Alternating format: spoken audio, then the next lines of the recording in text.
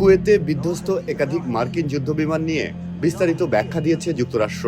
মার্কিন central command CENTCOM জানিয়েছে, ইরানের হামলায় নয়, বরং কুয়েতের আকাশ প্রতিরক্ষা ব্যবস্থার ভুলের কারণেই 3টি মার্কিন F-15E স্ট্রাইক ঈগল যুদ্ধবিমান ভূপাতিত হয়েছে।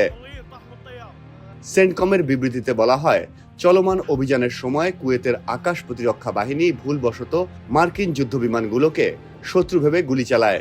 এতে 3টি বিমান বিধ্বস্ত হয়, তবে বিমানে থাকা 6 জন বৈমানিক নিরাপদে বেরিয়ে আসতে সক্ষম হয়েছেন। সেন্টকম আরও জানায়, কুয়েত ঘটনাটি স্বীকার করেছে। একই সঙ্গে পুরো ঘটনার কারণ তদন্তাধীন রয়েছে। 2 মার্চ ভোরে কুয়েতের প্রতিরক্ষা মন্ত্রী জানান, দেশটির আকাশসীমায় একাধিক মার্কিন যুদ্ধবিমান বিধ্বস্ত হয়েছে।